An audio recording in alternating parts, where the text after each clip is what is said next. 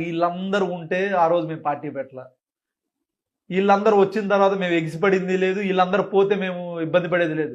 మా నాయకుడు జగన్మోహన్ రెడ్డి గారు పార్టీ పెట్టిందే దేశాన్ని శాసించేటువంటి పార్టీని ఎదిరేగించి పార్టీ పెట్టి నిలబడి నిగ్గుదేసి అధికార నాయకుడు ప్రతిపక్ష నాయకుడిని ముఖ్యమంత్రి అయినటువంటి పార్టీ.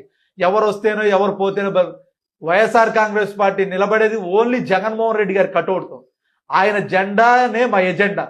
కేవలం అధికారం ఈ వైఎస్ఆర్ కాంగ్రెస్ పార్టీ నిలబడిందంటే కేవలం మా నాయకుడు జగన్మోహన్ రెడ్డి గారి బొమ్మే తప్ప నా వల్ల ఎల్లయ్యో పుల్లయ్యో వల్ల నిలబడేటువంటి పరిస్థితి కాదు.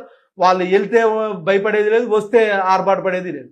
ఎన్డీఏ కూటమిటువంటి నాయకులు ఎవరైతున్నారో ముఖ్య నాయకుల్ని వాళ్ళ ఫోటోల్ని ట్రోల్ చేస్తూ అసభ్యంగా ట్రోల్ చేసి ఎవరైతే వాళ్ళ క్యారెక్టర్ని హననం చేస్తారో అటువంటి వారి మీదే చర్యలు తీసుకుంటామని చెప్పి ఎన్డీఏ కూటమి చెప్పింది.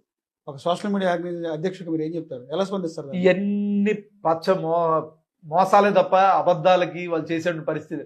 ఈ రాష్ట్రంలో దేశంలోనే బలమైన సోషల్ మీడియా వ్యవస్థగా YSR Congress party social media ఉందన్నది వాస్తవం.